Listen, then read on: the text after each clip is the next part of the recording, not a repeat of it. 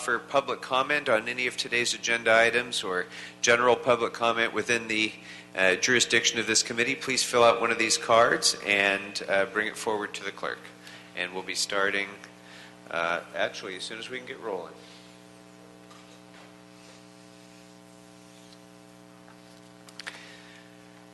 Good afternoon, everyone, and welcome to this third hearing of the City Council's Ad Hoc Committee on Film and Television Production. Today is Thursday, April 17th, 2014. I'm Paul Krikorian, Chair of the Committee. I'm joined by my colleagues, Councilmember Mitch O'Farrell and Councilmember Curran Price. And we are ready to begin today's meeting. This is the third meeting, as I said. The first two focused on quantifying the degree of the problem of runaway production and its impacts on Angelenos in the first meeting. Second meeting, we talked at considerable length about the importance of the California Film and Television Production Tax Incentive and current Sacramento efforts to extend and expand that incentive. And the focus of today's discussion is primarily what practical steps can we be taking here in the City Council to make the City of Los Angeles more responsive to the needs of the film and television industry, to encourage more production here in Los Angeles while also addressing the impacts of production for our residents.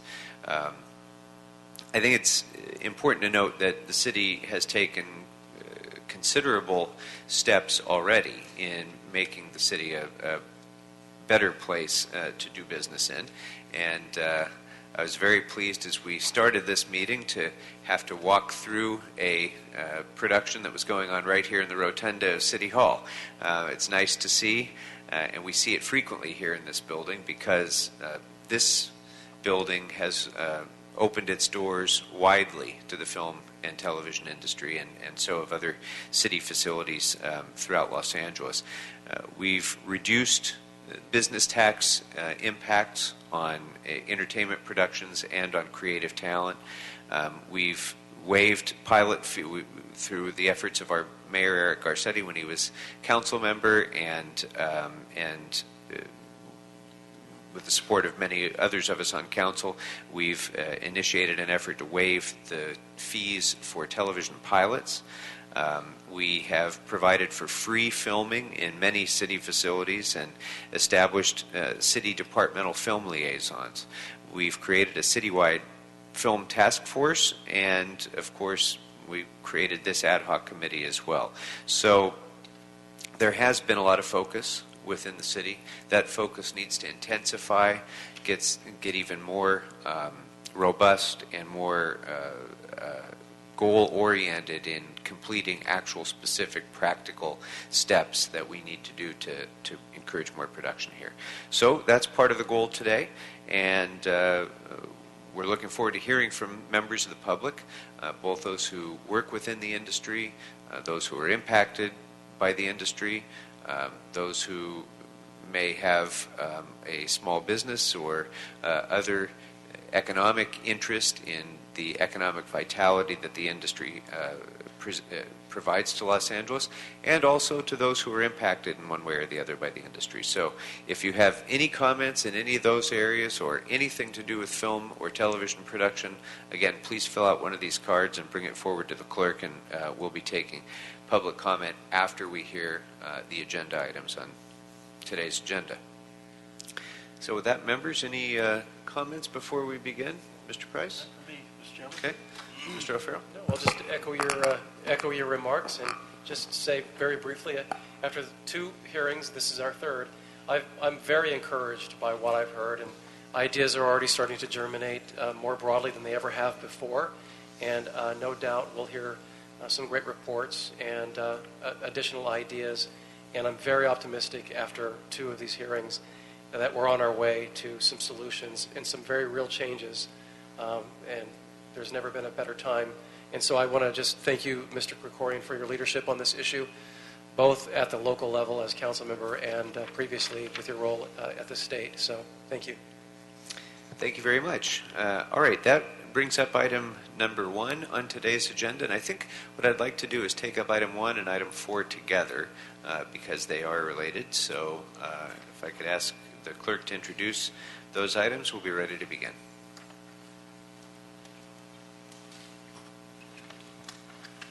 Item number 1 is the discussion with the Office of the Mayor and relevant city departments on ways to enhance the efficiency of the permitting process and reduce costs and regulatory burdens for on-location productions. And item number 4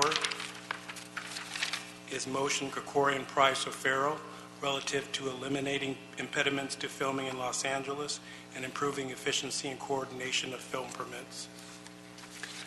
All right, thank you. And I'd like to begin by inviting up our deputy to the mayor's film czar. I hate that title, but I don't know the official one, actually. I don't have it memorized because film czar falls just so trippingly off the tongue. So I'd like to invite up Rajiv Dalal on behalf of the mayor's office to come and provide some introductory comments. And I should note that Rajiv has been very active since arriving here in this capacity, meeting with industry professionals and city departments and bringing his industry expertise to bear in trying to figure out how those two different worlds can function more effectively together. So, Mr. Dalal, welcome.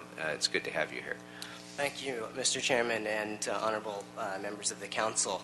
Our office was created by the mayor really to serve 3 purposes. The first of which is to work on extending and expanding the tax incentive up in Sacramento. Second is to rectify some of the city infrastructure challenges as well as the physical production challenges that the industry faces. And third, once we've done the first 2, to start a marketing campaign to effectively bring Hollywood home, all of which are aligned very well with the purposes of this ad hoc committee, and we'd like to commend all of you for your excellent work thus far. Focusing on the second priority, in terms of city infrastructure, over the last several months since our office has been created, we have met with location managers to physical production executives to the department heads to really understand the infrastructure challenges that we face here at the city. And they are not insurmountable, but there are difficulties that the mayor's office would very much like to partner with City Council and move forward in making recommendations over the next several months. The first 3 really are the key departments: Rec and Parks, Fire, and Transportation. And with me, I have the senior leadership in those departments here to answer any questions in further depth, because I won't be going in much depth as I'm trying to get through all of this very quickly. For Rec and Parks, there's a personnel problem there's a personnel challenge as well as a technology challenge. Those are really the 2 keys, whether we're talking about park monitors or we're talking about clerical staff in order to take in a lot of the requests from the industry. There have been a lot of, this isn't just a resource challenge, it's also a technical challenge on hiring that we together need to look into and figure out a creative solve to this. It's not a lot of money, and it may not be any money, depending on how we tackle that issue. The tech side of it, however, has been an interesting one. We brought Film LA, ITA, and the Rec and Parks divisions together to see what it would actually take to link in the systems to Film LA the same way DOT did a year and a half ago.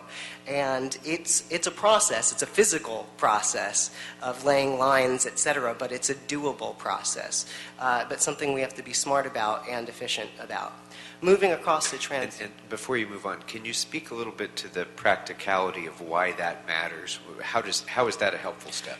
Well, what's happening here is you have the clerical staff at Rec and Parks, and right now they are fielding numerous inquiries for location scouts, etc. And while they're changing in their personnel, because they're voluntary, some students, some part-time, they are fielding these through a system that doesn't link in to the main database. So it takes an extra amount of time. Every request that comes in, every permit that they issue or approval that they issue, it almost has to be manually faxed or picked up and brought over. It's an antiquated system, and it's something that can be improved the way that DOT's was improved.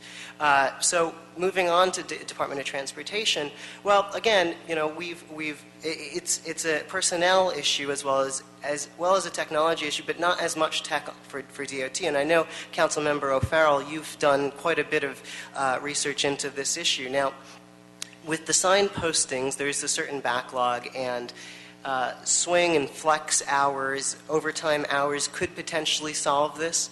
Reallocation of resources could solve it. There have been inquiries into looking at privatizing through the industry or through Film LA, all things that we need to look at, and at the same time consider liability, misuse by the industry, and just general costs. It's not an easy fix, but it is one that's incredibly important, as is making the signage, frankly, more flexible and tailored to the needs of neighborhoods and the industry. Moving down the road, not as important, but when we're looking at expanding downtown shoot times. I mean, it is a downtown district, and that is something that originally there was a larger shoot period for daily shoot period for production companies. Last of the three key agencies is fire. The fire department, now, it's been a tight budget year. Obviously, we all know that, and the mayor's office was able to allocate X headcount for safety positions, et cetera. But personnel is, again, a key one for fire, both uniformed officers as well as clerical. And that, coupled with the technology burdens, is again something that has made the department very difficult for the film industry to deal with in terms of efficiency. Here, we talk about the spot check program, as well as having the uniformed safety officers on set for pyrotechnic shoots. Perhaps one solution is, as Chief Vidovich would tell you, bringing back the retired fire department officials the same way that police has. Perhaps not. Something that we need to look into further. It could be a reallocation of certain headcount. When we talk about technology, the system at fire, the computer system, they're looking at two separate systems. They don't even have computerized hiring. So when a request comes in, they are actually taking that fax, and they are, physically moving it from one computer and inputting it into the next, and it's not linked either. This along with and this came up in the meeting earlier, the fire doesn't have cell phones in order for the officers that go out to be contacted when a shoot time has been pushed. It is it's a difficult situation, one that is not a costly one to rectify, but something we need to look at. I'll quickly just move on to a few other topics and then conclude. But one of the quick ones would be to the library.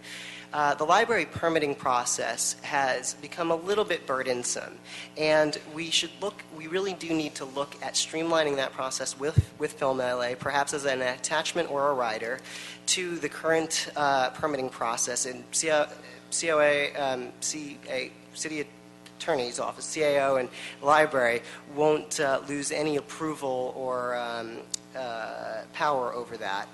but it's something that I think would help out some of the production companies. In terms of moving on to DWP, there's an issue of really looking at where the utility rates are pegged and how, as well as some of the locations and reevaluation of those locations for filming, even though there is the Homeland Security concerns, and we're under no, we certainly understand that there are critical decisions there.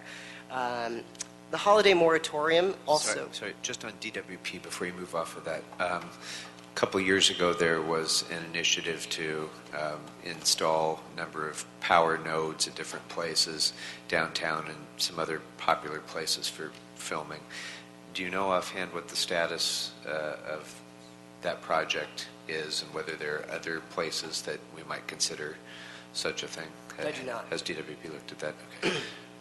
I do not. We'll come back to that. Thanks. Moving on to the holiday moratorium, from Thanksgiving onwards till after Christmas, we recognize that this is key time for merchants and their businesses. Yet, the production companies, it's also a very important time for them, and so perhaps we should look at ways of maybe pushing 1 or 2 days to allow for filming a week. Again, there are creative ways of looking at this, and our office, along with your offices, will be doing so. Lastly, and most importantly, is the issue of extortion. And for Los Angeles, and I know this from my time at Warner and from the Motion Picture Association, Los Angeles is known around the world as the extortion capital of the world for the film industry. And it's not but for volume and savvy neighbors and business owners that this has become the case.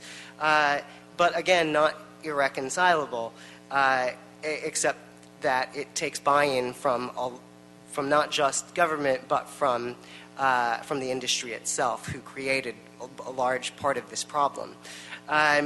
Things that we should be looking at are perhaps an industry code of conduct, as well as maybe a rider and attachment to a Film LA permit that would ask the production companies to abide by certain guidelines. Also looking at what LAPD can do to speed up this process, and maybe even the retired police corps that works on these sets to have a role. So in short, and as quickly as I could, my colleagues are here if you have more in-depth questions for them. But it's our recommendation from the mayor's office to move hand in hand with council over the next several months and issue a set of recommendations and move on those recommendations to rectify much of what is what we see as very doable in making LA a very film-friendly place before we get the incentive. Thank you. All right. Thank you very much.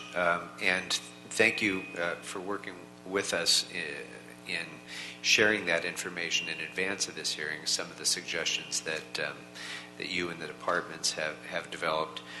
We've tried to incorporate many of those into the motion that we're considering as item number 4 today, which is signed by all three of us, so I'm pretty confident in its passage in this committee. But I don't know if you've had a chance to review it yet to see whether it's consistent with the recommendations that you've provided. I know there's some other things you've suggested that aren't contained. That might be a follow-up motion. But do you have any comments in particular on the motion as it's presented? Well, I submitted comments to your staff on a few tweaks in the language, but by and large, I think it's quite good. Great. Okay. Members? Questions for either for the departments or for Mr. DeLisle? Mr. Price. Yes, I got a question. First, thank you for your testimony, and we certainly appreciate your service and your history of service in the industry and in the city. I got a couple questions just about how we make the pie bigger, how we continue that. There are two projects in my district, in the 9th, that I'd like to get maybe a little guidance on. One, there are a group of stakeholders and some activists that are promoting the idea of using some portions of Central Avenue as a backlot, converting some of the storefronts in a particular area, making it an attractive attraction, highlighting the historical significance of Central Avenue, but also being a location for filming during that period. How could you help these stakeholders, these individuals, kind of evaluate that and determine if that is, in fact, something that's in the city's interest in doing? Well, to start, I have not heard of this issue prior to right now. But I'm bringing it to you today. I had a meeting earlier this afternoon. So. I think that there is. I think that there is quite a bit of value in going out there for our office and Mr. Krikorian, Mr. Chair, our Office of Film and Television Production, and I guess I'm the Director and Deputy Czar, if that helps with the title. But for us to go out and evaluate and meet with those stakeholders, and I actually think it would make a lot of sense to bring Film LA out, Mr. Audley, and really get a sense of how this could help the city and help the goals of our citizens. Well, and let me just point out, help certainly the businesses in that community, businesses in that area that would be affected. And so we think it's an important component, could be an important component in this economic recovery that we're trying to facilitate on Central Avenue with a number of other activities. Other question I had, there's a new operation, again, in my district last year or so, Central City Stages on 20th and Alameda. I don't know if you had a chance to go by there yet, but we'd like to take you by, see what they're doing. Some B-movies, some TV shows now, some feature films. It's a real exciting production activity going on in a part of town where there had not been that before. But again, we think it's a chance to expand local businesses around a core issue, film, TV production. And again, just invite you to come out and see what's going on there and give us your comments. I very much will. Our office will take a look and work with some of the industry as well as with Film LA to really evaluate that. I think it's a good movement forward. Thank you, Mr. O'Farrell. Sir, just a couple of things. You mentioned a code of conduct for the industry in terms of related to fees, related to permits for fees, rather. And I think it's a great direction to consider. We know that New York City has a code of conduct, and I think it's a nice gesture to the neighborhoods who are impacted by filming.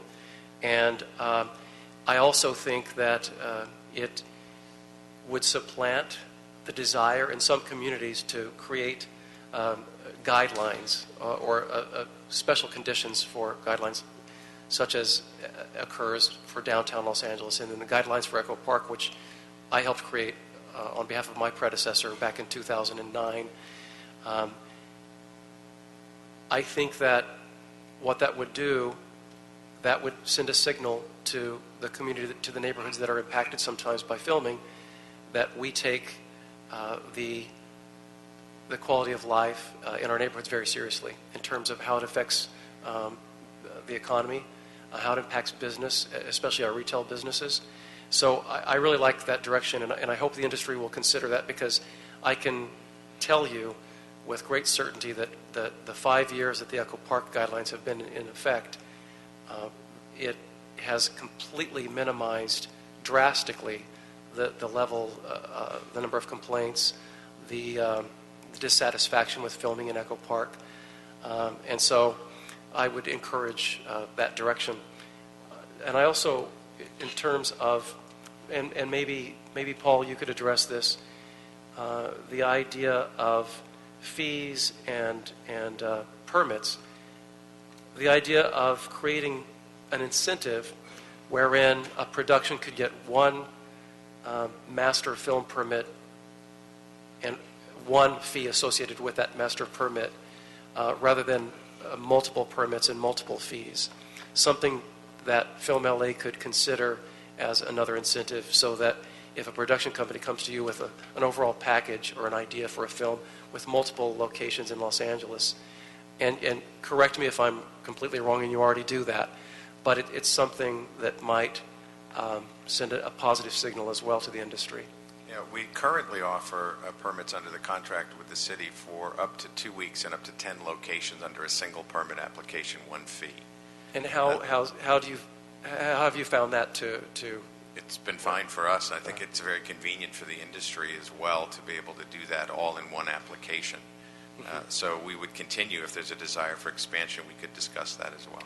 especially if there is a production company that comes forward that is a larger production, meaning more expensive, et cetera, that might be an added incentive for, a major feature, for example, that might need 20 or 30 locations, under one permit fee. That might be something to consider. Yeah, the permit fee we can work on directly. The other fees associated would have to come through ordinance for change there.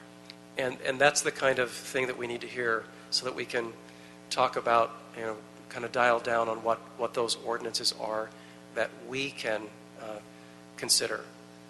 So, thank you. Okay. Yeah. All right. Anything for the department representatives who are here? Members to follow up? All right.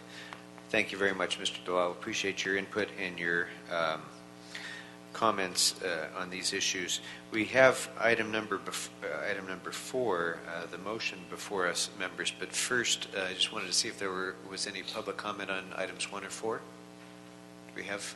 Yes, Mr. Chair, there's cards on item 1 and item 4. All right. Okay, so the first speaker on these items will be Sparky Herzon, followed by Ken Haber.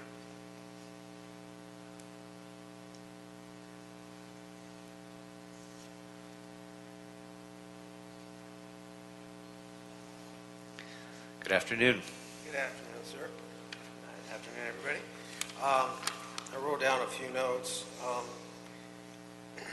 First of all, I'd like to say that watching the news every night, most people get their information from Channel 7, 2, and 4. So what I would suggest is that we launch a campaign on the news media to let the people of Los Angeles know how hard we're fighting to bring film back to LA, and that we need the cooperation of the neighborhoods and not phoning the police because we're too loud in the morning and working too late at night. This always seems to be a major stumbling block especially for electricians running cable. You touched on the fact of reduction of costs for retired police officers. I know that when I was in my heyday, a reserve officer was getting an extremely large salary plus a rental on his motorcycle. So a reasonable salary, and that goes for the fire department also. One of the problems that we've had with the fire department is they don't know our work.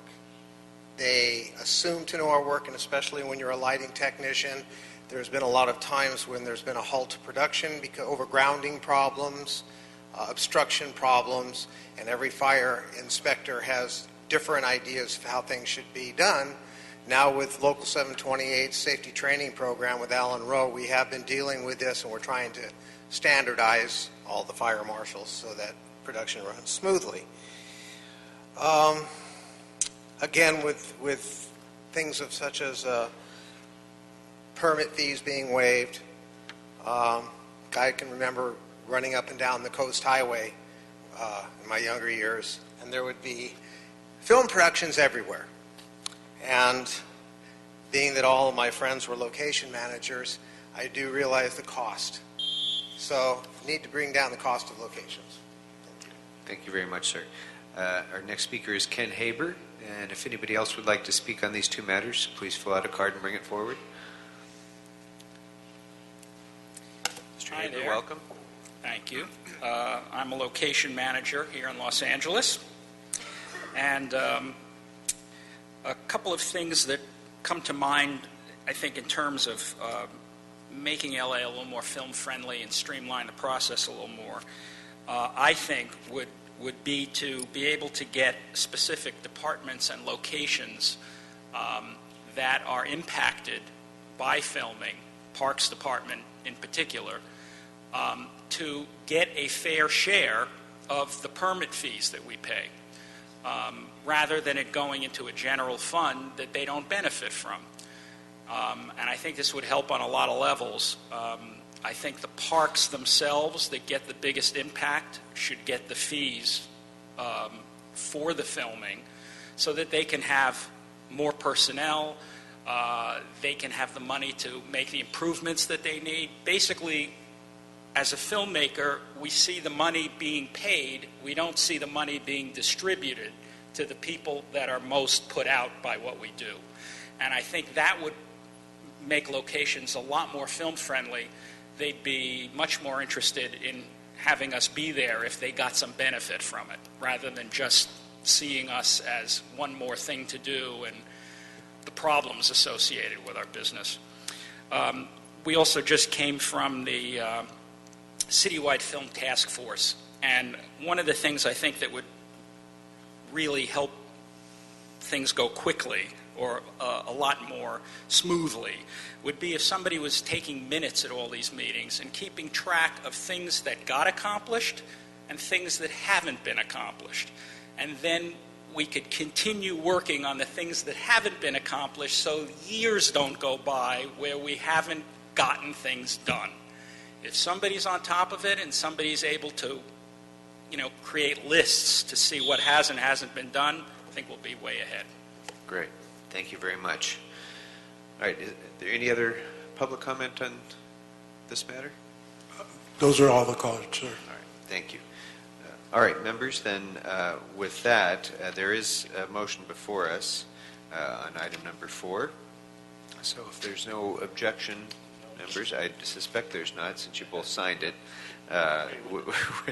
Without objection, it'll be the action of the committee to advance the motion forward to council. And as it proceeds to council, this calls for reports back from a number of departments and others. I would ask those departments to also consider the information contained in this when you come before the Budget and Finance Committee for our discussions about your budget, because it's very likely that there will be questions in some of these areas for each of the impacted departments. A number of the people who spoke today talked about revenue implications and the need for additional personnel, and Mr. Dalal mentioned a number of places where additional funding might be necessary to help stimulate the relationship between our city departments and the industry. So, Mr. Chair, if I may, LADWP was brought up as a critical component to this. Are they included in this? I'm asking you. Let me just finish the thought. I just want to make sure that as we're considering budgetary requests in Budget and Finance, we'll want to be hearing each of those issues as well. No, there were a number of points that are contained in this. There were a few others that Mr. Dalal mentioned that aren't included in this motion yet. They certainly can be, or they can be the subject of a separate motion as well. And unfortunately, my note-taking was not fast enough to get the ones that aren't contained in this, but we could certainly do that as a separate motion, or if you have specific concerns that you want to raise now, we can take it as an amendment. Yeah, maybe we could, if you agree, to instruct the Department of Water and Power to also work with Film LA on a report back. Well, Mr. Dalal, could you come on back up to the mic for a second?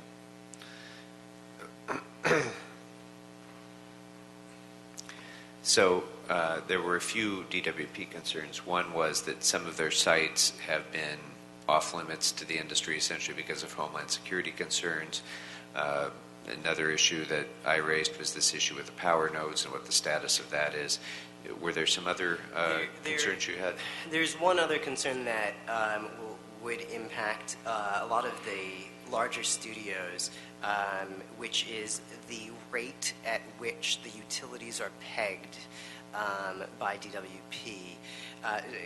Basically, in a non-technical way of describing this, your power goes up and down, up and down, up and down throughout the month. And for some of the higher use facilities like Paramount Pictures, where my office is, they're pegged at the top. And that has become very problematic, just financially, for these larger stages. It's something that we should look into. That was my suggestion. There's no, per se, there's no monetary, budgetary suggestions that I made for DWP. So perhaps we might ask for a report then from DWP on number one, reevaluation of sites that have been determined to be off limits because of Homeland Security concerns or out of use. Two, the progress that's been made on providing power nodes for use in the industry, and whether there are additional ways to expand that program. Three,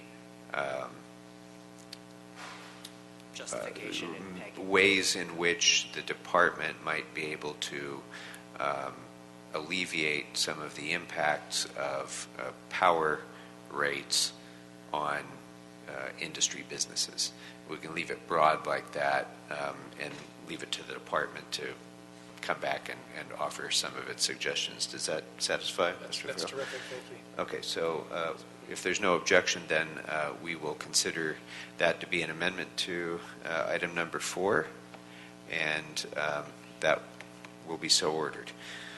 All right, thank you. So that brings us then to item number 2.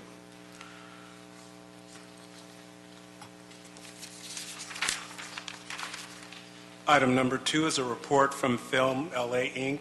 on current protocols and practices intended to alleviate neighborhood and community impacts from filming, and discussion with film industry professionals on the implementation. Good afternoon, and welcome, Mr. Thank you, members of the committee. I'm going to introduce a few people, some of whom you know, but we're all here to answer specific questions when they come up. And you know, I think Art Yoon, who's our Executive Vice President, deals with policy and works with your staffs in that role.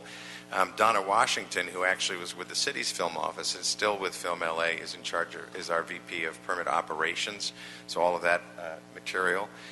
Two people who are working community relations directly are Guy Langham and Arturo Pina. Also, at least one of those names should be familiar to you, having worked on council staff earlier. And then I want to introduce Philip Sokolowski, who's our VP of Integrated Communications.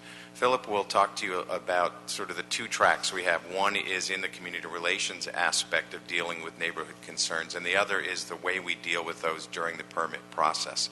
So I'm going to let Philip describe that to you, and then if you have specific questions, we'll bring the right folks to the table for you. Thank you, and good afternoon, and thanks for inviting us to speak with you today. As Paul mentioned, my name is Philip. I oversee all of our external communications efforts, including our outreach and education program. That includes FilmWorks, our award-winning marketing campaign. So as it happens, one of my favorite things to do is to talk about our efforts to balance community and industry needs as it pertains to on-location filming. And the reason that is because we're bound by both our mission and our contract to do exactly that. It's the only sensible thing to do in a region that already sees tens of thousands of days of on-location production each year and seeks to welcome even more. We treat all filming as if it is by its nature impactful, and it is our duty to help minimize that. So today I'm going to go over a few of the elements of our balancing act, both the proactive and reactive elements of our business practices that inform it. So on the proactive side, the first thing we offer to communities is our counsel, and that counsel goes to production companies. In 19 years serving the city of Los Angeles as its film permit coordinator, we've learned a lot about filming in area neighborhoods, and we're proud to put that information to work for production companies. We know where the most popular neighborhoods for filming are. We know about those neighborhoods' unique characteristics. We know many of the people and the personalities there. And we know what happened the last time location filming happened nearby. And because all community concerns are logged in our databases and tracked by category, we know where the filming hotspots are and can anticipate where they will crop up. This is information that filmmakers can use as they contemplate their location selections, and forewarned is forearmed, as they say. It's helpful to know what you're getting into going in. In the permit process, as you might expect, there's a community balancing act there also. We are charged with coordinating the film permit process in a way that minimizes the impact on communities. And to do that requires we solicit a lot of input. That input comes from community members themselves. It comes from city council offices, your staff, also city and county departments that have an approval role in the contract for filming. Some of the input takes the form of an approval, as I mentioned. For instance, the Los Angeles Police Department is the final arbiter or film authority in the city of Los Angeles. Nothing we coordinate is released without their first prior approval. Some of the inputs that we get are required by our contract, such as the neighborhood filming surveys that production companies perform, or the notices of filming that our staff hand delivers to each and every home or business affected by filming, usually within 2 days of that activity. And those two processes are really key to our work because they are the opportunity for community members to influence how that permit will turn out before the permit is finalized. So that is a key moment for us when that input is selected. It can actually inform what the final negotiation would be. Each permit is treated as a project unto itself. And there are things that we do also for communities because it's simply the right thing. Earlier, it was mentioned a code of conduct. There is such a code in place in Los Angeles. It's called the Filmmakers Code of Professional Responsibility, and we attach it to each permit we distribute. Happy to take a look at that code and revisit it and see if there are elements that could be added or expanded on it. But in addition to that, we have special filming conditions, and not just a few, but many area neighborhoods that apply. And we also install Film LA monitors to oversee the most impactful film shoots so that as filming happens, we can anticipate and prevent community problems before they arise. The important thing really to know about our whole service portfolio is that the idea of balancing community interests against industry interests is baked right in. And it's probably one of the reasons that film commissions come from outside of the state of California to look at Los Angeles and the way we do business. It's flattering when a New York or an Atlanta comes to us and says that they want to study our community relations programs or license our permit software. We don't say yes to that, by the way. But it's a sign that Los Angeles is still on the cutting edge of how to manage this kind of activity when it achieves a significant volume. Unfortunately, despite our best efforts at prediction and prevention, production problems do occur, and production companies and community members come into disagreement, and they rely on us to help with that. How we handle it depends crucially on the situation. If filming's in progress, the issue goes right to the person who's worked on that permit from the very beginning, or they may work with a monitor on set for an immediate resolution. It doesn't matter if that call comes in on a weekend, at any time of night. We always have an experienced production coordinator on staff to handle that call 24/7. And the response can be as simple as a call to the production company, all of whom are willing to do what they need to do to make sure that the community is looked after. And the solution is oftentimes very basic. We can relocate a piece of equipment.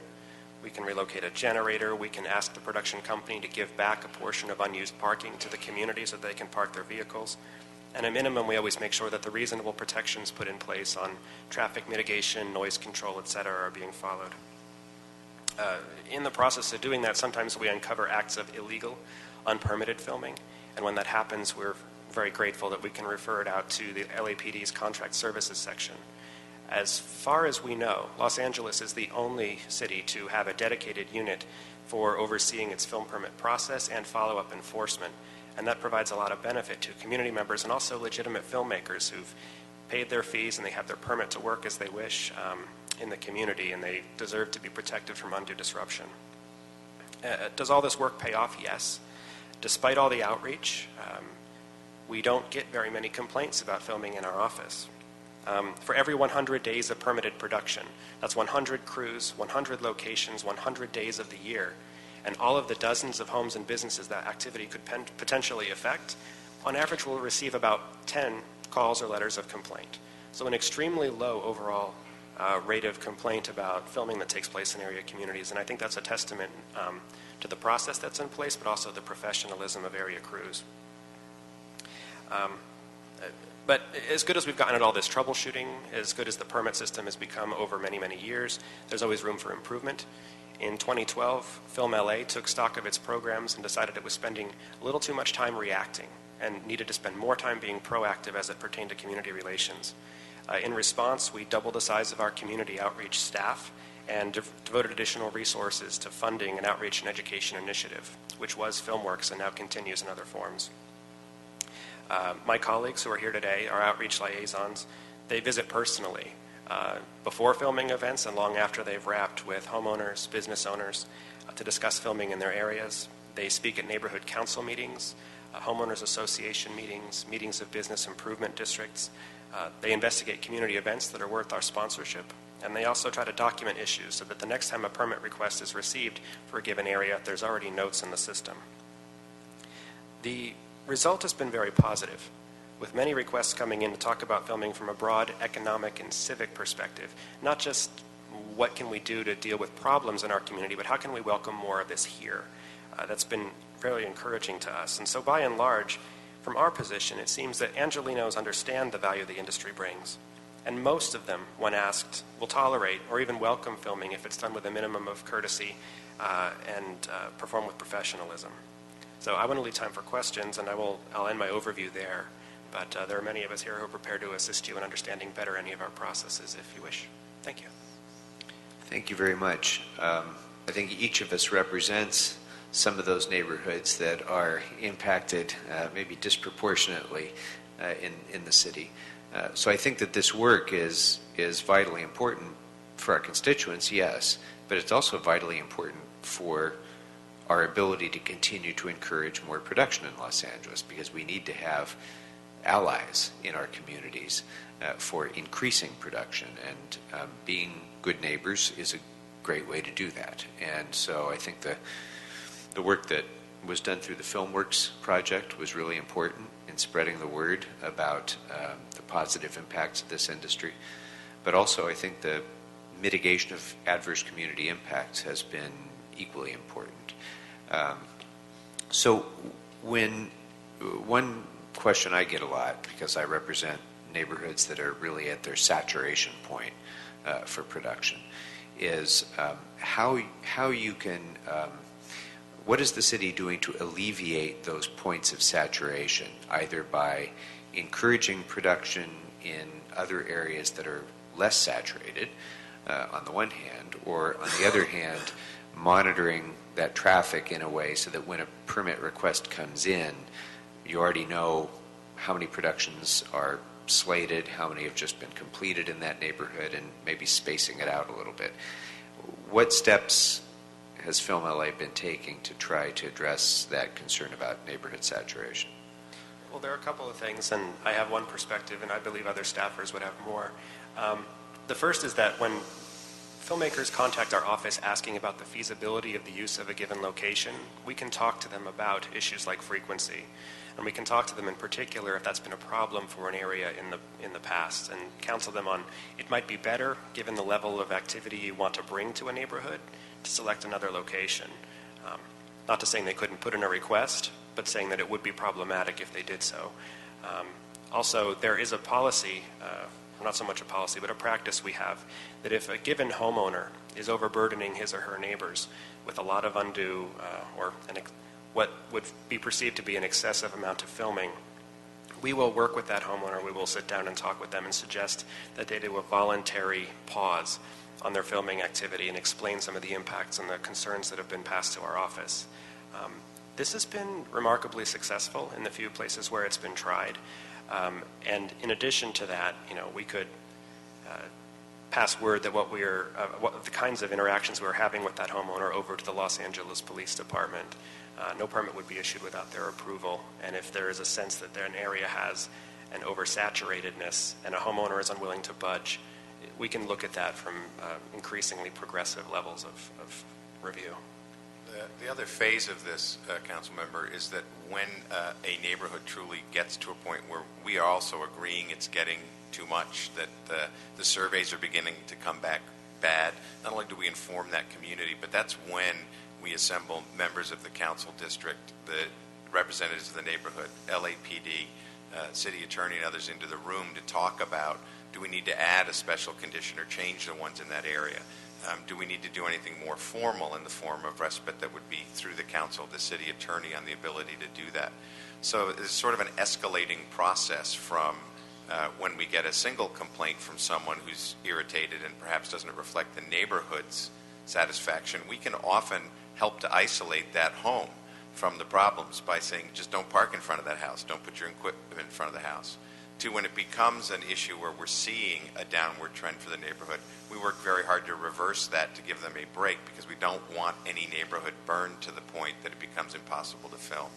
And we have great support in that from LAPD in that work as well. And looking at it from maybe the more positive kind of approach, do you have the ability to offer alternatives? For example, if somebody wants a certain look and they were used to going to one neighborhood for that look, can you say, well, here's 3 other neighborhoods with a virtually identical look that you might be able to consider? We frequently do that not only during the permit process, but through our production planning department. When television shows that are going to be here for a season or a larger film will come in, and they'll talk about the looks they want, and we're able to counsel them about the most likely places for success for that to happen. And we do that largely based on complaint ratios and frequency of filming in those neighborhoods. In the actual permit process, we do the same thing when we have a location that has been used or that we know has become what's called a hero location for a television series. They're going to come back to that house several times a year. We will counsel others to find another neighborhood and help to do that.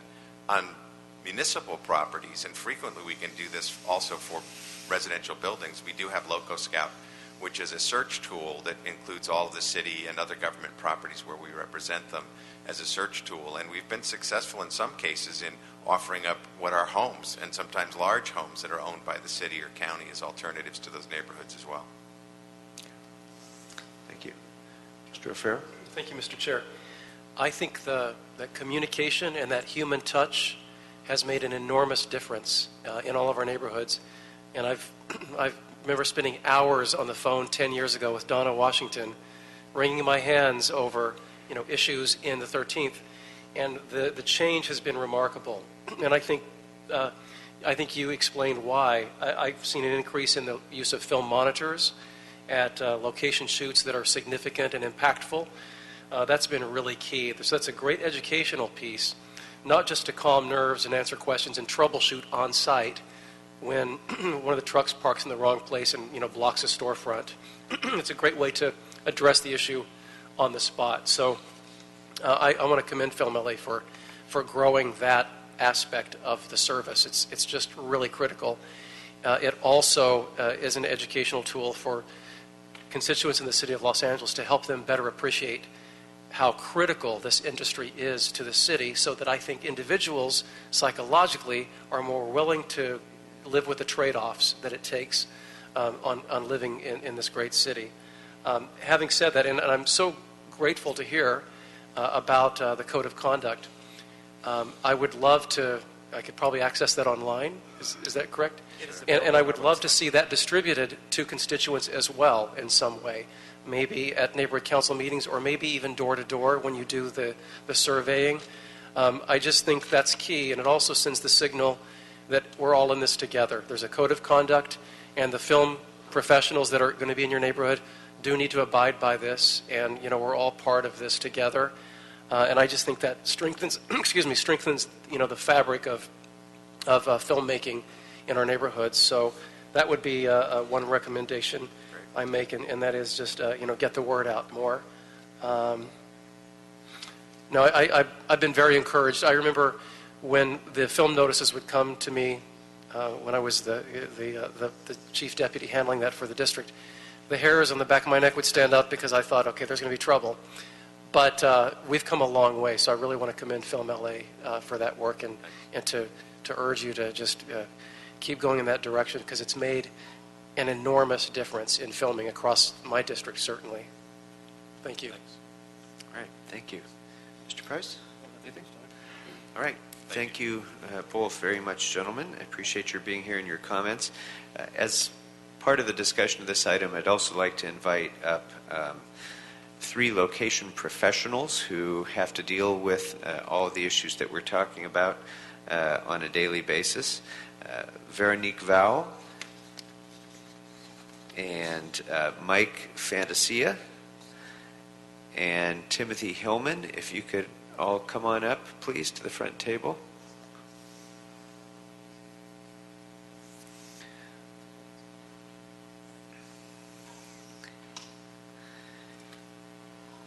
And thank you all for being here.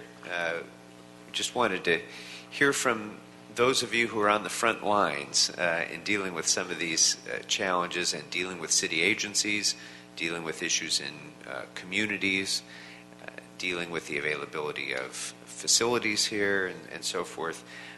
We'd like to get your assessment of what the city is doing well, what the city is not doing as well, how we can make it easier to be able to encourage more production here. And Mike, I know you've been spending, unfortunately, most of your time lately outside of Los Angeles, so I'm hoping that you'll be able to provide some perspective about maybe what other cities are doing that we might be able to learn from as well. So, yeah, I've spent the majority of the last 2.5 years not working in Los Angeles, unfortunately.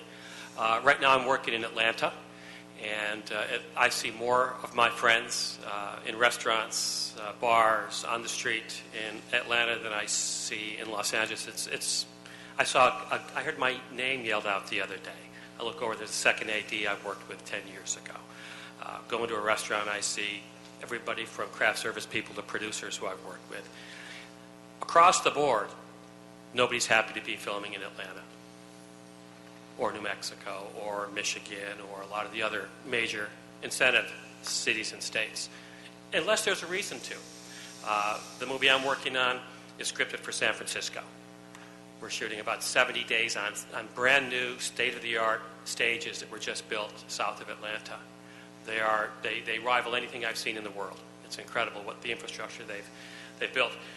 I blame the state of California for that, because if they had a legitimate competitive incentive program, these states never would have been able to ramp up the way they have. Hopefully, we'll get the incentive package in place, and in a couple of years we'll be flocking back here with the major films that really drive, I think, the economy here. Atlanta's suffering a lot of growing pains. I posted a clip on my Facebook page the other day of a jeweler and a barber who were very upset about the filming impacts on their businesses. And when they cut to these guys, there are two guys that I have to deal with when I go back to Atlanta, because we're filming in the building that they're complaining about. It's equivalent to filming at 6th and Spring or 4th and Main in downtown LA. They're the players that we have to deal with. So the city of Atlanta, like Detroit, a lot of other cities are having some of the problems that we've seen, that we've just talked about in Los Angeles. They haven't learned how to handle them very well, unfortunately, for them. Maybe fortunately for us, it hopefully will make it a little less enticing for people to go to those places. But in addition to having Ken and Rajiv's voices, I said this to Mayor Garcetti a year and a half ago when he was running, and I would appreciate it if you would reinforce it with him. He's the strongest voice that we have from Los Angeles with our governor and with the folks that he knows up in Sacramento. He needs to impress upon the governor the importance of these incentives. This is the face. These are the faces of filmmaking in California, not Steven Spielberg, Tom Hanks, Halle Berry. These are the people. I hate it when I do my tax returns at the end of last year, and the smallest amount of income I earned was in California. It pains me, so I would appreciate it if you would reinforce that with the mayor. The other thing I'd like to comment on quickly. FilmWorks has done an incredible job. I mentioned it earlier at the committee meeting that there's no film permitting office I'd rather deal with anywhere in the world than Film LA. They've come a long ways from the city and county systems to the EIDC to where they are now. They've done an incredible job, and a lot of that is Mr. Audley right over there. I'd like to commend him for that. But Film LA needs to work with labor, with industry, with the individual city council members, the Chamber of Commerce, and major media outlets to inform the citizens of Los Angeles City, Los Angeles County, of the importance of the industry, the kind of economic impact the positive economic impact that we have, the millions, hundreds of millions, billions of dollars that the city and state are losing every year by the flight of production. I'm a location manager. I love to go to distant locations, but it really gravels me when I've got to go to Atlanta to try to find San Francisco, or Vancouver to find San Francisco, or Los Angeles. It just makes me crazy. But I think it's important, and FilmWorks has done a great job, but it's just a beginning. We need to explain to people that people don't just come and dump billions of dollars of tax revenue and other economic benefit into your community without impacts. You can't have filming without trucks. We all wish there were fewer, because we have to find places to park them. You can't have filming without noise, and we take parking, and we have a lot of negative impacts. But I would argue that no other industry has no impacts. You can't build hotels, apartment buildings, put in new power lines without impacts on the public. So we need to do a much better job of informing people as to the positive economic and social impacts that filming have. The hundreds and thousands of people who we all know who are not working here aren't paying state, local, county taxes, and that impacts how you folks have to deal with your budget, how individuals have to deal with their budgets, and we have a hard time paying for essential city services without that money. So I would just encourage a very, very strong educational component to what all the different city agencies are doing. One other thing, we've made great strides with the ad hoc committee here in the city of LA. I've been attending those meetings for over 2 years. You guys have to deal with your counterparts with the County Board of Supervisors, because the county is a mess as far as filming. I can't really speak to it very much because I haven't filmed a heck of a lot here in the last few years, but my friends here can. And the county is a bigger mess than the city was. So it's going to take you folks dealing with your counterparts, with your county supervisors, to try to help get them on board, to forming committees and trying to clean up their house a little bit. Thank you. Well, thank you very much. So on the communication front, we talked a good deal about the kind of communication that's necessary to mitigate impacts in neighborhoods. But I think you've raised an important point about communicating about the benefits that relate to those impacts as well, because it's easy to feel inconvenienced if you don't also see the benefit of that inconvenience. And as I mentioned earlier, FilmWorks was a great step in doing that. It's something that we could always do more of. And since you mentioned the county, none of us have any direct impact there, but we can certainly talk to our counterparts. I do wear a different hat as a member of the MTA board, and this is something I'm looking at with regard to metro facilities as well. And so if any of you have had experiences with regard to filming in or about metro facilities, that'd be something I'd be really interested in knowing about as well.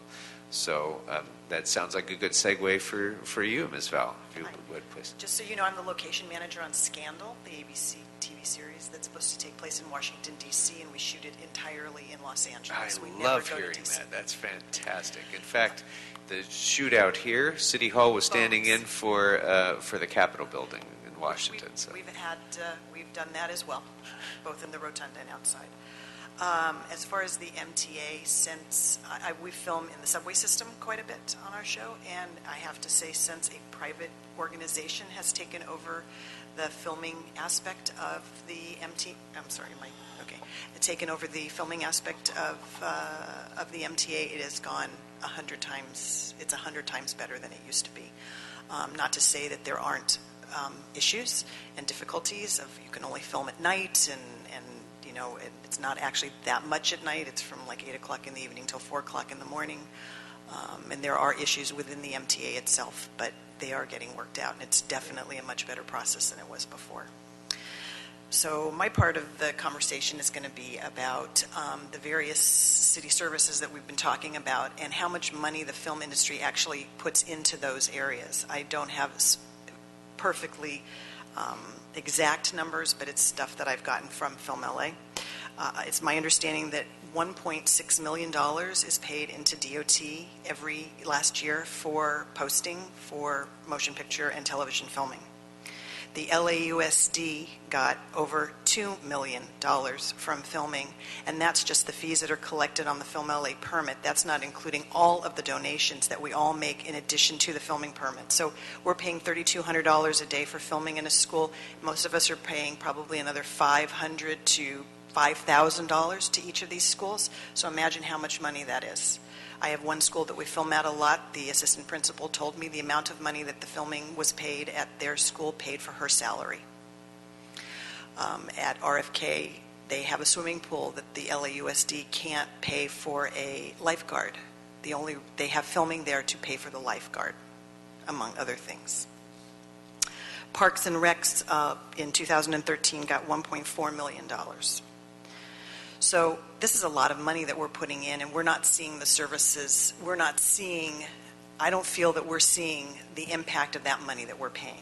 The fire department, to help accommodate us, would need someone to work in the evenings to answer a cell phone so that the fireman or woman who comes to work the set doesn't come too early or too late, since sometimes our calls get pushed or pulled, after regular business hours.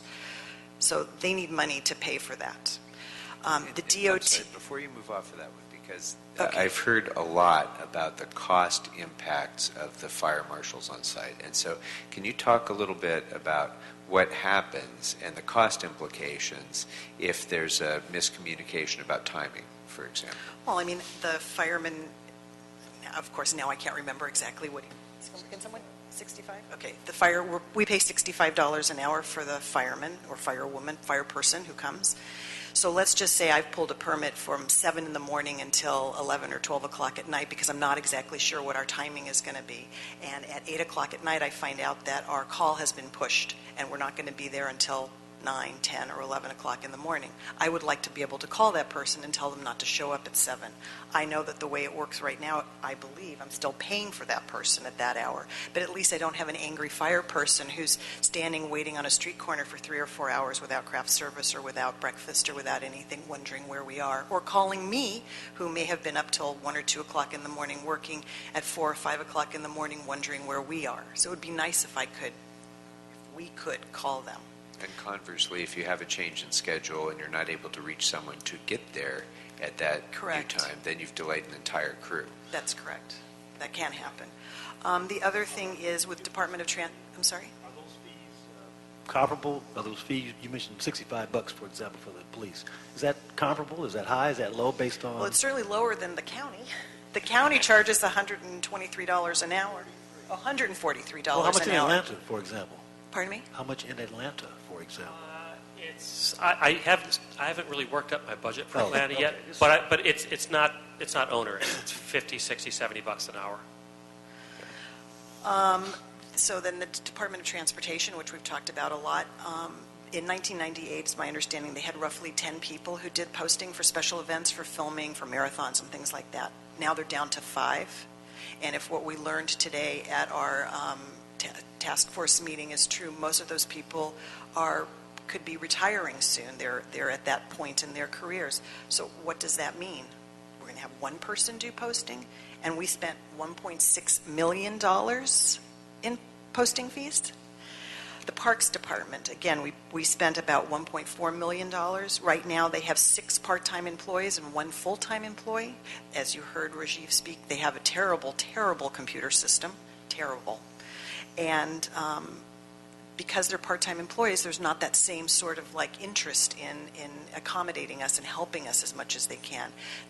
One person starts in the morning, at noon they leave, someone else comes in, you might not get a call back. If we spent, now I know a lot of this money isn't going to the General Services Fund, but it seems to me that some of this money could be funneled into these, where we spent the money, to employ people. So really what I would like to speak to you about is unfreezing and allowing these departments to hire people to infill where people have retired or left or whatever, so that they're back to full capacity so that they can service us appropriately for the amount of money that we're spending with them. And that's really what I have to say. Did you have some thoughts about DWP as well? Well, I think you spoke to my staff about DWP. I did. I believe that there's quite a few properties with the DWP that would be interesting for filming. And a number of years ago, they had even come to the Teamsters and given us a big presentation and had glossy pictures and showed us all the stuff. And then for a while, it was all nicely available, and then suddenly it just slowly went away, and people wouldn't call you back, and it was difficult to use even parking lots. And Homeland Security was constantly being used as sort of the stick to tell us to go away. And so I understand that there are things that require homelands, that there are things that need to remain secure, but there's certainly a lot of places, an office building or a parking lot, that I can't imagine is a Homeland Security issue. And so I would just like to see what's available that we haven't seen in a while that could be used. You know, you were talking earlier about neighborhoods that get burnt out. I mean, we go to those sometimes we go to a lot of those neighborhoods because those are neighborhoods, either we know them or they're people who want us there. You know, and so it would be nice if there were other places that are owned by the taxpayers that we could actually use and see. Then we maybe wouldn't be in some other areas where people might be more upset with us. Homeland Security is used a lot of times. Homeland Security is used a lot of times as a convenient fall guy, if you will. I filmed in airports. I filmed on bridges. I've filmed on top of skyscrapers. I've filmed in power plants all over the place that have the same Homeland Security kind of concerns, and we just work with them. It's a matter of providing an adequate level of security. I think for DWP has been in the news a lot lately, justifiably, and I know that the City Council is having some ongoing discussions with them. So I know that they're a tough nut to crack, but it's a nut that does need to be cracked. All right. Thank you. Members, questions? Just real quickly, Yes. as you're talking about DWP, they also control rights-of-way all over the place. Are they very... are those off limits as well, even the right-of-ways? For example, all along the Los Angeles River, there are DWP right-of-ways that crisscross all over the place. Have you run into problems with that as well? I filmed up in the Owens Valley a couple of years ago, and they were... I just didn't even bother. After a few phone calls, no return calls. The one return call that I got was very curt. It's like not even worth dealing with it. Thank you. Yeah, I think we need to let our concerns be known to them, and we will. Thank you. One of the steps that was supposed to have been taken with DWP, this was 2-3 years ago when Mr. Alarcon was chairing the Jobs Committee, was making the transmission line right-of-ways more accessible as base camps for vehicle parking and stuff. Have you seen any benefit of any of that? No. Okay. That'll be another thing we'll be asking in the report back then, I guess. Mr. Hillman, welcome. Thank you very much for having us here. I've been a location manager for 26 years now, 24 of them here in Los Angeles. I've been very fortunate to be one of the people that actually works in town. About 9 years ago, I made the move from features. I did 30 feature films and missed 2 of each of my kids' birthdays. And I took a TV show so I could be in town, and that TV show was CSI New York. So I spent the last 8 years between that and the short-lived series, the remake of Ironside, in downtown Los Angeles. It's kind of been my backlot, my home, and I've observed the changes in downtown.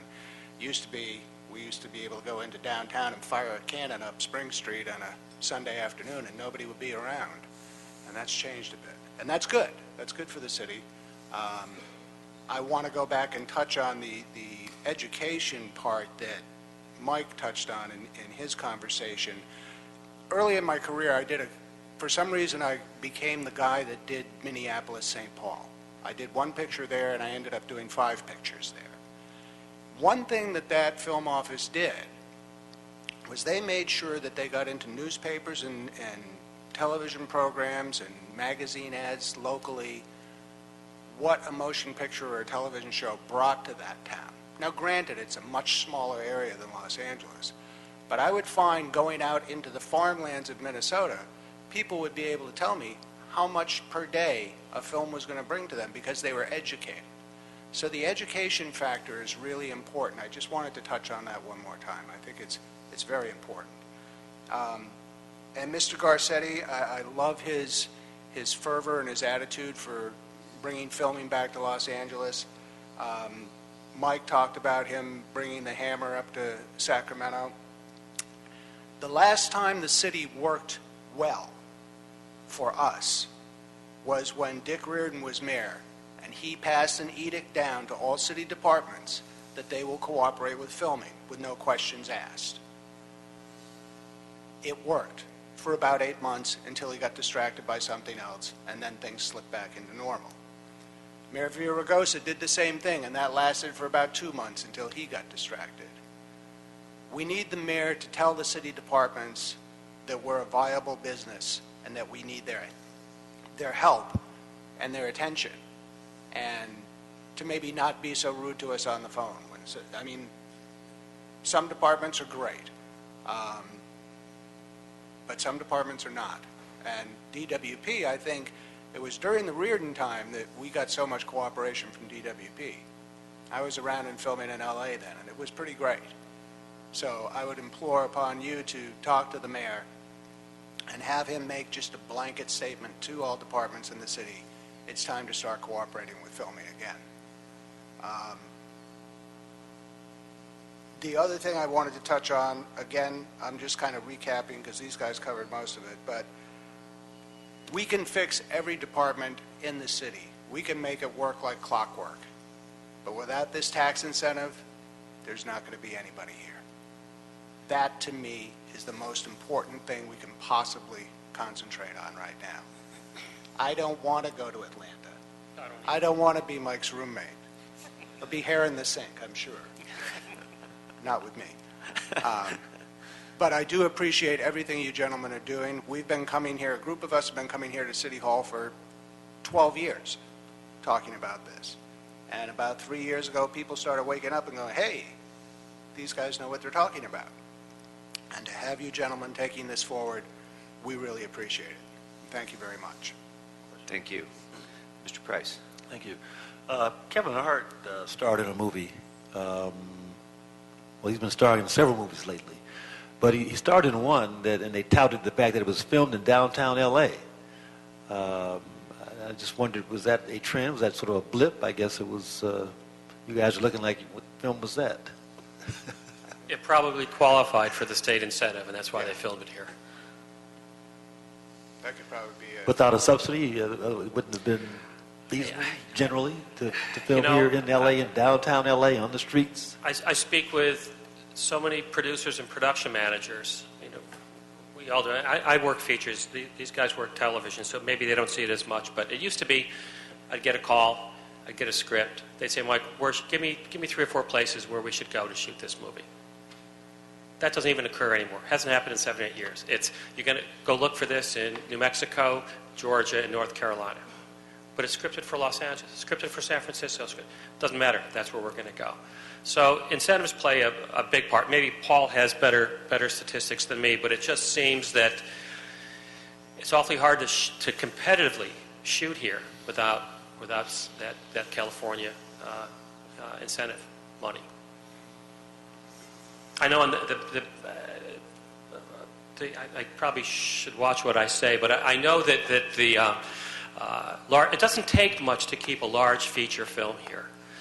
The production manager I'm working with now has worked on 350 plus or minus dollar movies in the last 4 years. They've all gone out of state.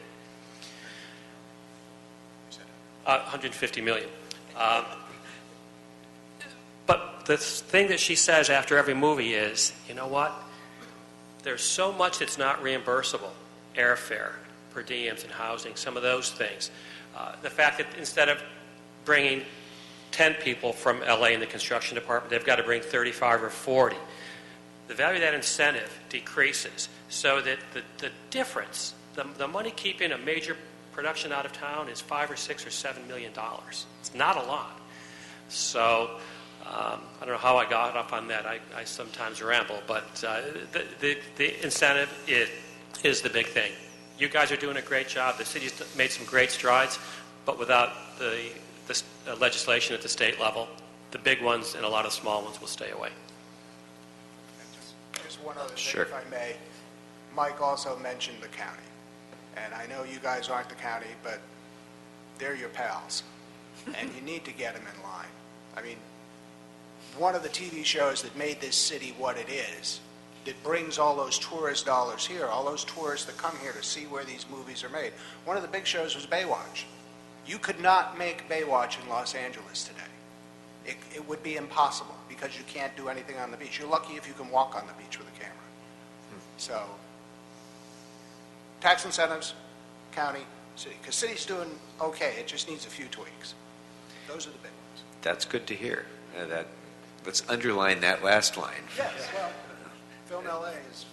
Basically, Ms. that's what Val. I was going to say, that, well, let's hope and pray that we are going to get the incentives and that there's going to be more work. So what our job should be right now is to make sure that the city and the city departments are ready for the hopeful, huge influx of work that will come here.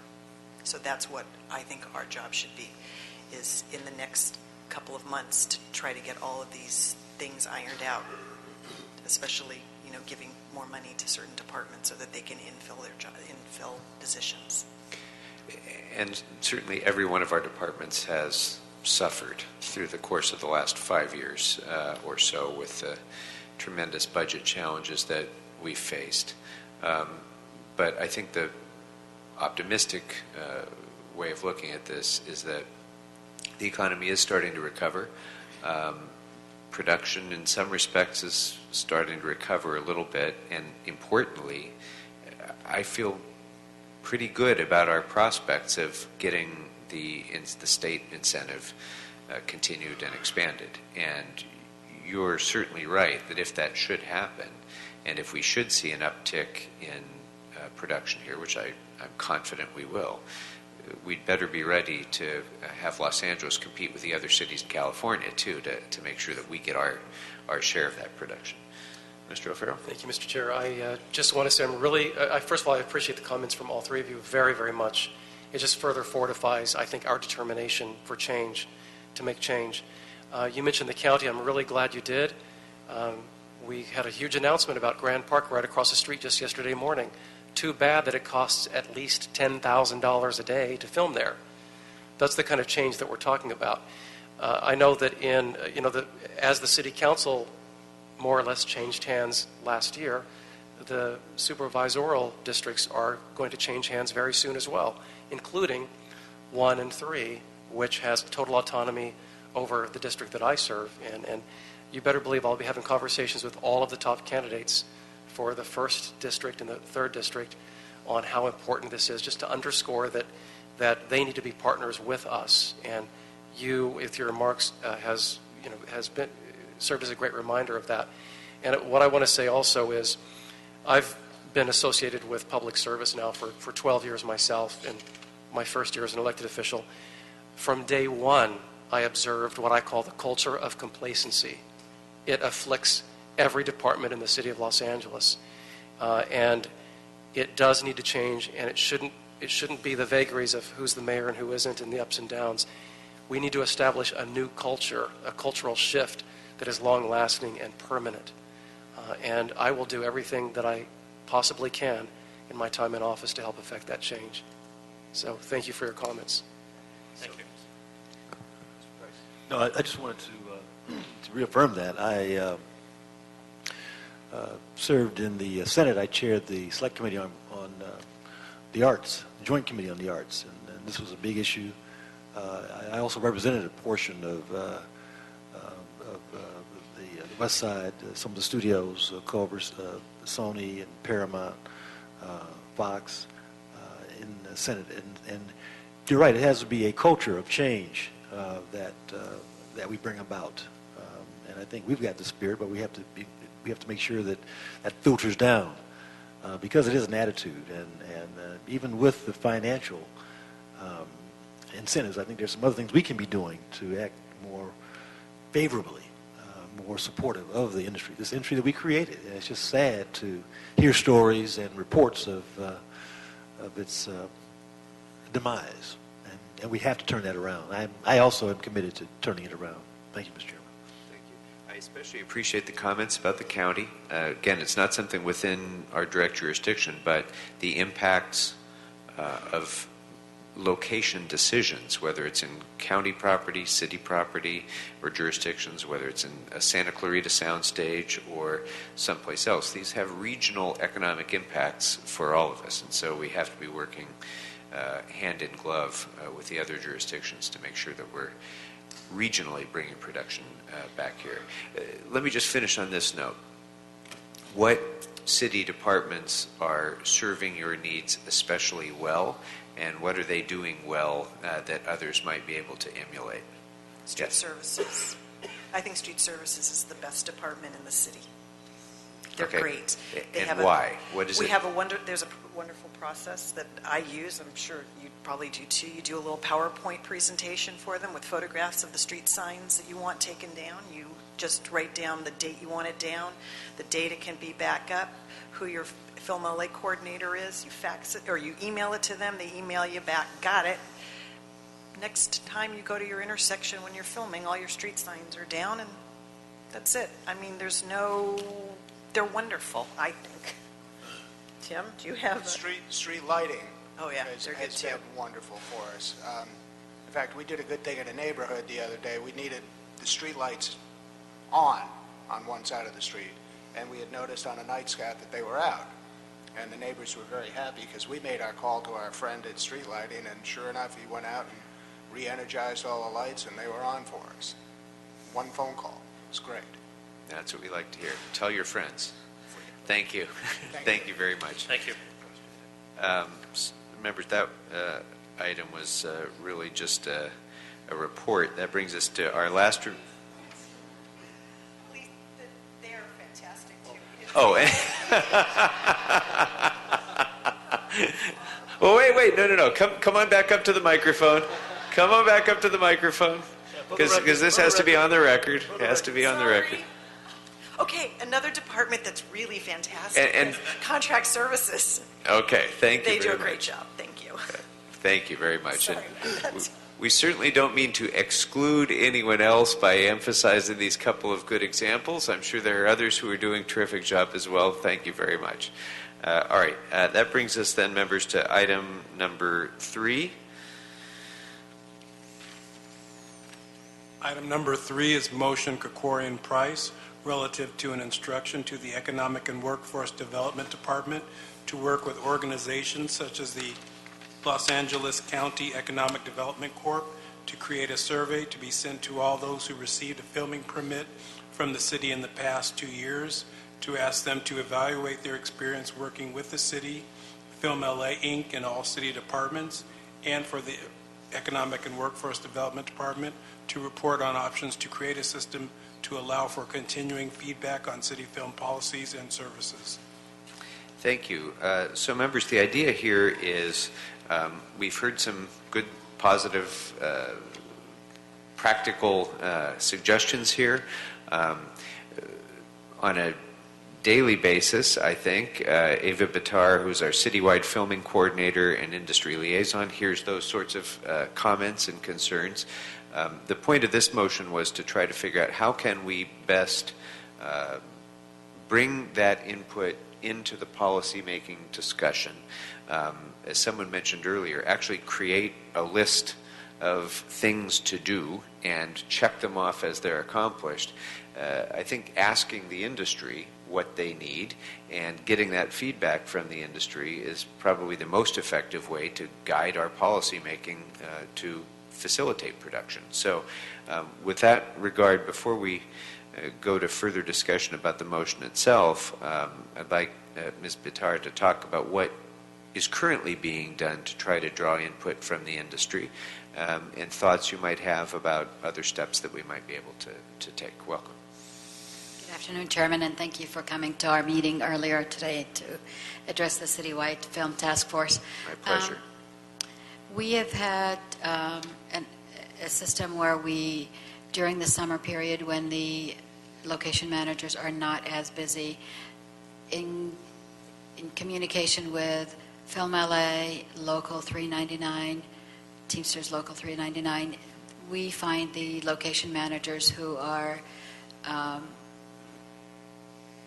worked mostly in the city to come forward and speak with us. So we typically we'll meet at Film LA, and we will have the CLA there, myself, somebody from the mayor's office, anyone who is interested from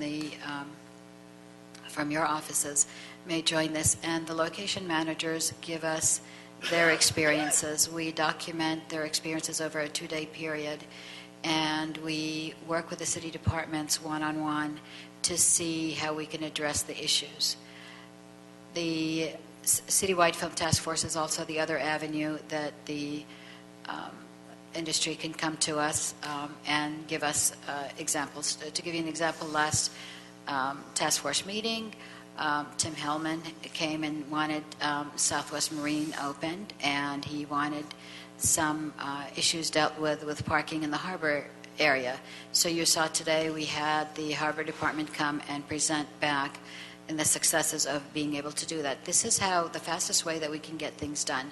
The industry has come to us over the last 8 years and giving us almost the same information. We are bound by a tight budget, and they have spoken. We've spoken to the departments. Rajiv has come from the mayor's office along with me and has talked to all the departments. They are strapped because they keep asking for the same information over and over, and those are the areas that we would like to be able to take care of them. But it is a bigger picture. It has to do with the budget constraints that we are having. The departments are still able to say yes, and the problem with it is they are very short-staffed. You've heard about, say, Rec and Parks, where they have part-timers working. They are down to where the last few part-timers that are there have very few hours left, and so they have to hire new people. So this is an ongoing system. So what we've done is we've been able to have the industry come also to the departments and make presentations. Veronique Val had come and actually made a small film to show them what a typical manager goes through a location manager goes through in trying to get filming. So we've been able to understand each other, having the departments talk about their constraints, having the industry talk about their needs, and looking for the halfway point. Film LA has been very instrumental in being able to help us in many of the areas where they've picked up some expenses that we weren't able to pick up in this city, but we cannot impose too much on them because that's really not the right venue, but they have been there for us. Those are the systems we have. Now we have, I'm registered with 311. 311 is the system where most residents and the community outreaches to me, and I discuss issues with them. Film LA will also, we all share our information together. So if Film LA gets a complaint, we will talk to each other and we'll see which department handles it. They do a lot of this work on their own without even having to address the departments, because they know most of it is a little bit of miscommunication as well. If I get a complaint about a department, or if I get a complaint about Film LA, or whoever it is, we all meet and we discuss.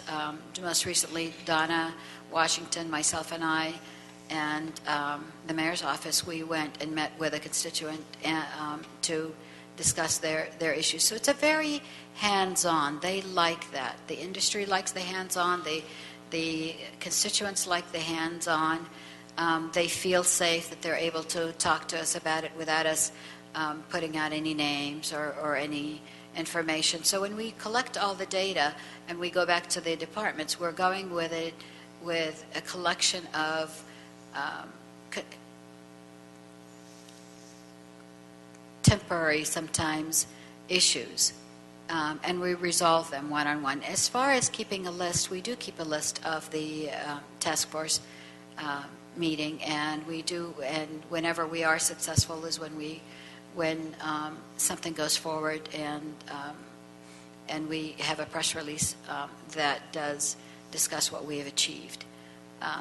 Until then, there are sometimes that they'll tell you in just the task force meeting that somebody's been asking for something for over 5 years, and for 5 years we have not been able to take care of it because of the budgetary constraints. There's some of the things that the department needs are very minimal, and they're not very costly.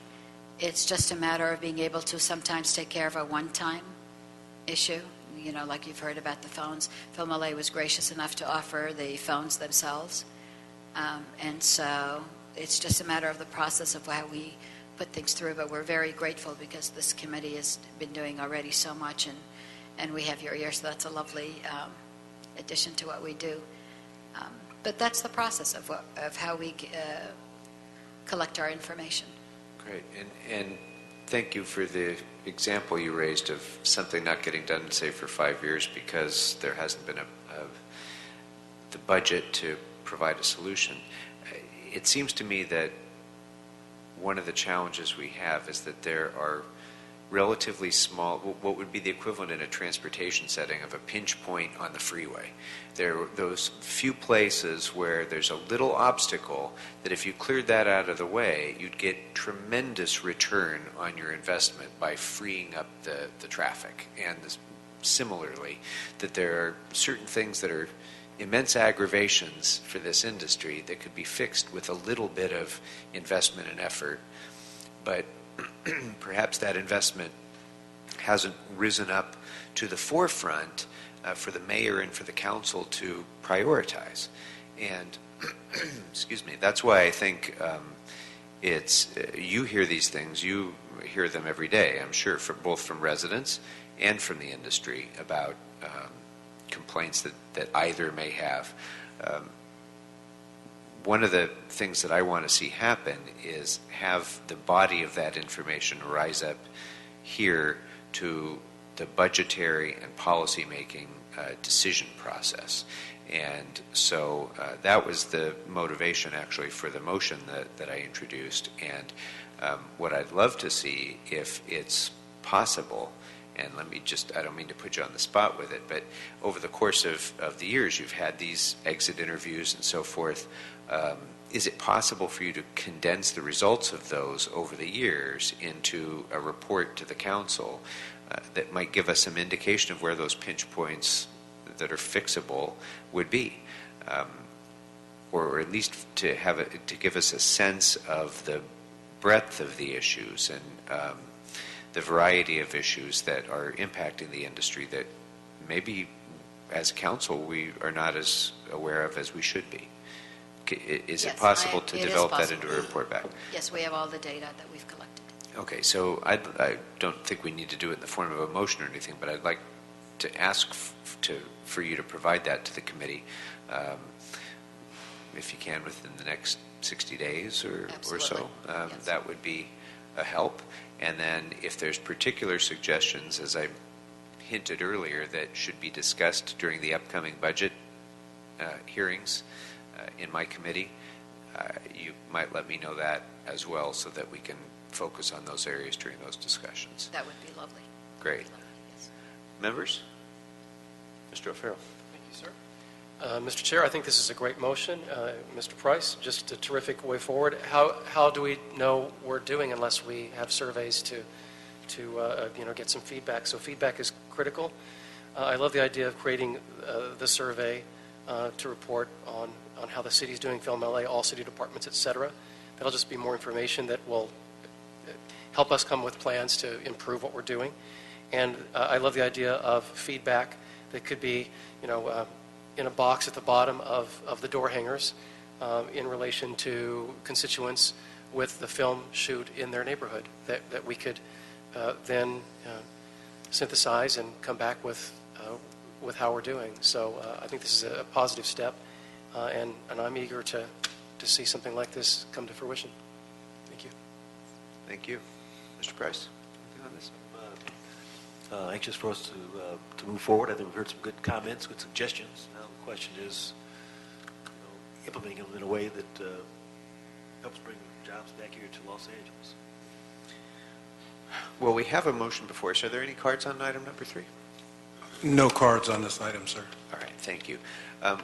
Why don't we go ahead then, since the idea has come up, we have a motion before us. If we could just amend that to include an instruction to the citywide filming coordinator to report back to this committee within 60 days on the results of the exit interviews and other outreach that she has done to the industry, and proposed solutions to some of the challenges that have been presented to you. I think that we can consider that all as part of a single report on this, and that can be a part of this motion as well. So if there's no objection to that, members, we'll amend the motion accordingly, and that will be the action of the committee. Thank you very much. Appreciate your time and your service, both to our citizens and to this industry. And do we have any general public comment cards? No general public comment. Oh, we do. Come on up. Just come on up to the podium. That's fine. And you can turn that in after.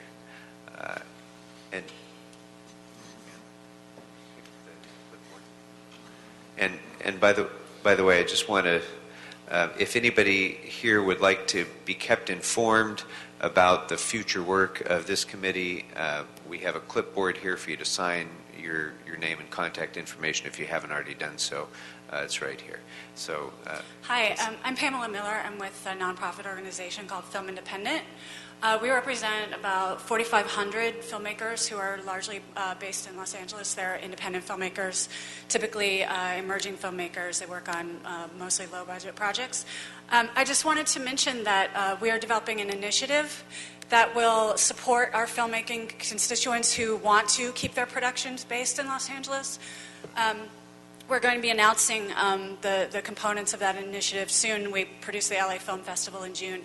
But one of the things that we're looking at, and I'm happy to hear that so many people are talking about public education, public information, messaging, because one of the things that we're developing as we develop the initiative is in conjunction with a grant program that we're developing that would actually give cash funding to filmmakers who keep their productions in LA.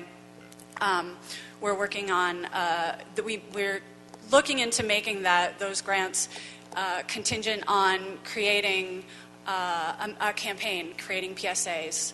So filmmakers who receive those grants would be able to, would create PSAs for us. And as I wanted to say this publicly because there are so many stakeholders who are interested in messaging and getting the word out, and we're right now sort of looking for partners who can help develop. We're talking with Film LA, and we have had meetings with the mayor's office. But as we, it sounds like there might be some strategies toward messaging that are percolating already.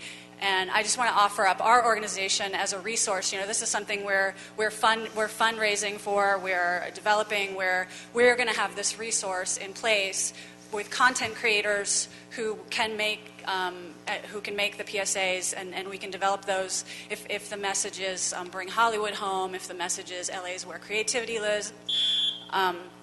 So partners in that, and also partners in dissemination strategies.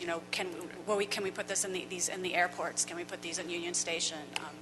So that's all. Great, thank you. Well, wait, before you go, say again the name of your organization, your phone number, and your website, if you'd like. Sure, it's on the sign-in sheet. It's yeah, Pamela you're on TV Miller. right now, so. It's Pamela Miller. I'm with Film Independent. Your website? FilmIndependent.org. Okay. And the number is 310-432-1261. Very good. Thank you very much. Any other public comment cards? All right. Seeing none, any comments or announcements, members? I just can't pass up the opportunity to announce that my Los Angeles Student Media Festival, which I started as a member of the State Assembly and have continued as a member of the City Council, a countywide high school film festival, will be taking place on Saturday, May 3rd at the AT&T Center here downtown. And you can, I hope you'll all come because you'd be amazed at the work that some of these high school filmmakers produce. And you can get more information on that at the website is www.lasmf for LA Student Media Festival.lacity.org. And after that shameless plug, I think we've completed our business and we are adjourned. Thank you all very much for being here.